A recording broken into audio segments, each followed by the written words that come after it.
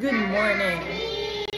Happy Sunday morning, everyone. Good morning, universe. Good morning, world. Today is Sunday morning here in the Philippines, and I'm currently having my breakfast and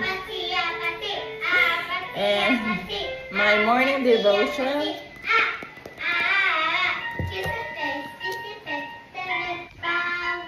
And in front of me,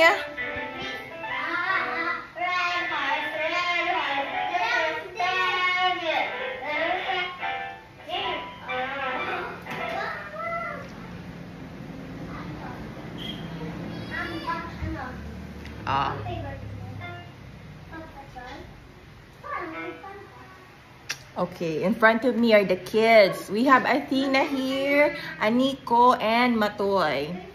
Ay, we have Princess as well. Wow! Ayan. Ito na mga bagets. O, ito yung mga bagets. Oh, they're learning piano. Okay.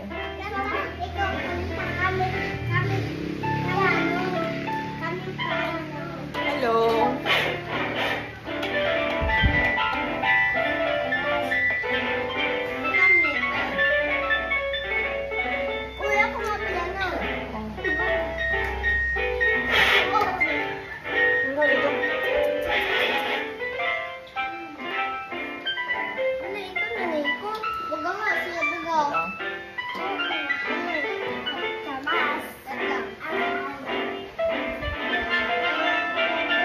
Going bulilit.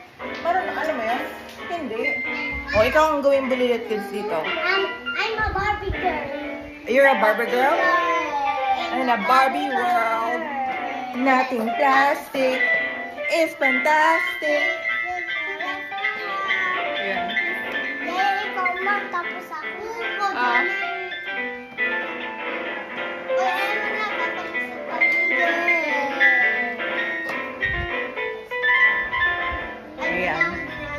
At habang naglalaro sila, andito din ang aking nanay, my grandmother, my beautiful grandmother. Grandmother in the house. Hi, Nay. What can you say about this morning? Anong masasabi mo sa araw na ito, Nanay? Magandang kaarawan. Okay. At dahil dyan tayo ay magdiwang at magpuri dahil ito ang araw na ito. Right? Okay, it's Sunday morning. At bisitahin din natin ang nanay na buhay ulit ang tinanam. And then, these are the plants I got from the market day at Gubat. So, Nay, this is kalabasa, squash, patola. And I have patola. I got it from the market, from the municipality of Gubat. Tapos meron din tayong, ito, squash. Then we also have squash. And then, we also have, what is this, Nay? Na-revive siya ulit. Kasi inano ko, sinaribo ko. And then kalabasa, we're going to plant it. Yeah. And we have the bird. Hi, birdie. Good morning, bird. Good morning, bird. Ayan, oh. Ayan, oh. Ayan. How I wonder what you are. I just woke up. I haven't even finished my coffee yet. Pero alam mo na.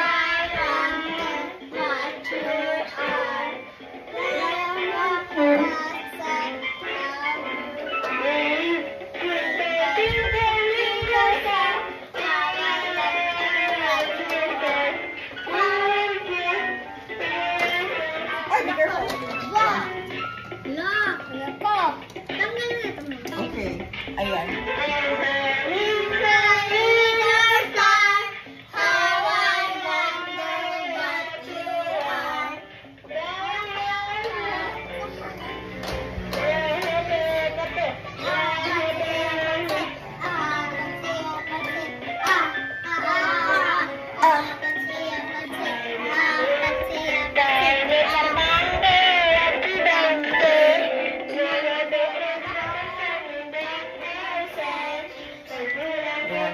Hindi ko pa natatapos ang aking Morning devotion.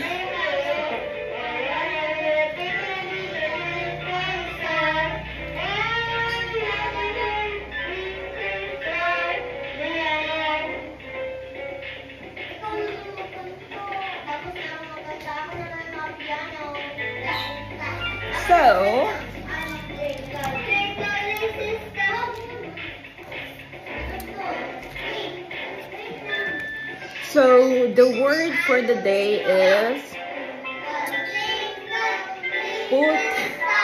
put your love into action. Like ano to?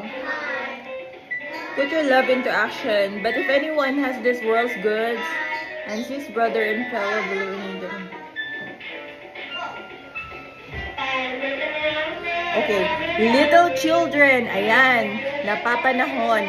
Little children, let us not love in theory or in speech, but deed and in truth.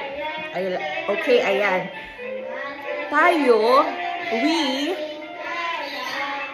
should only not love with words, verbally, but rather with actions. Because again, love is a verb. You have to show your love through action. Diba? We have different love languages. So, sige lang, mag-piano lang kayo dyan. Ayan. So, okay. Ayan. Punong-puno kami ng pagmamahal dito ngayong araw na ito. I mean, araw-araw naman, but it's extra special today because we have a lot of kids. Yan. I'm still having my morning coffee.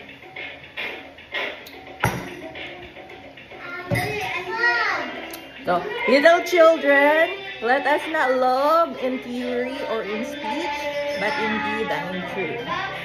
Chapter 1 John chapter 3, verse 17 to 18. That's being said.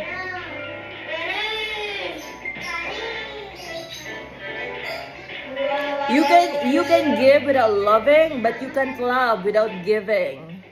You can give without loving, but you can't love without giving. I-translate natin sa Tagalog. Ayan. Pwede ka daw magbigay kahit wala kang pag-ibig. Pero, hindi ka magkakaroon ng wala kang pag-ibig o hindi ka magmamahal na hindi ka nagbibigay. Malalim ang lalim. You can give without loving, but you can't love without giving.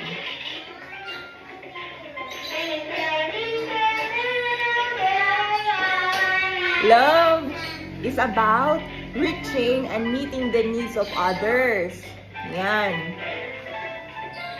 Okay, kayang-kaya ko tong gawin. Sabi dito, sometimes meeting someone's need is as simple as to show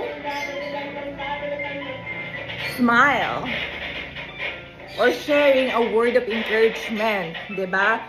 Sometimes hindi sa lahat ng oras yung binibigay mo materials, gift, you can give hindi lang sa pamamagitan ng material na bagay, but you can give words of encouragement, you can give your smile, you can give them hope,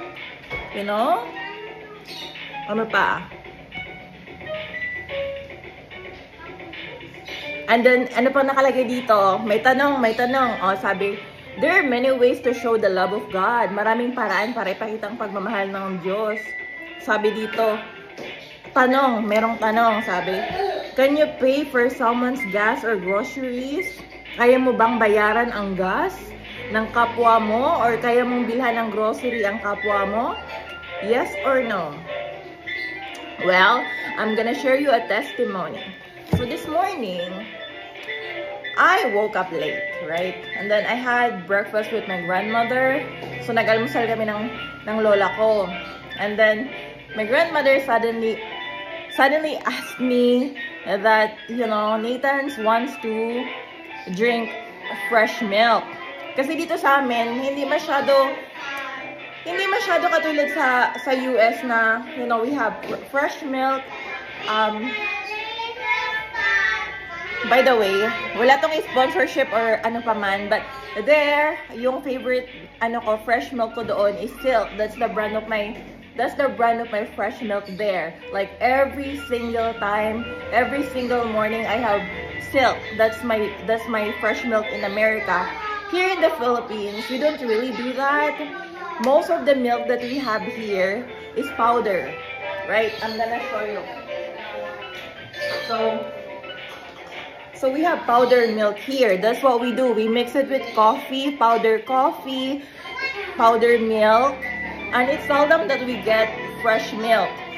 So now, my grandmother told me that Nathan was asking for it. So Nathan didn't tell me anything about it. So my grandmother said, oh, Nathan told me that he wanted to have fresh milk, right? I was like, okay, he didn't tell me that. And then as we are talking about, about what Nathan wanted, she kept telling me, the grocery list. So, and I told her, okay, wait a minute, I'm gonna grab the grocery list and then pen, I'm gonna start writing it down. I was like, okay. And then she said, I'm gonna pay for it. So she did volunteer to pay for my grocery. So I have all the list of grocery here. So, going back to what I was talking about, put your love into action. I feel so loved. You see, my grandmother volunteered and offered to pay for my grocery. So, nakatipid na, nakalibre na tayo ng grocery dahil sa pagmamahal. So, because of that, I am grateful, I am thankful. So, what are you going to do if you receive love? You give it back, because love is something that you give. Love is something that you give away, and will comes back right to you. I'm singing. Alam mo yung kanta? Smile is something that you give away. Ayan. Parami na ng parami ang mga kabataan dito. Ayan. Oh. It is... And, oh. Ayan. Naglalaro sila.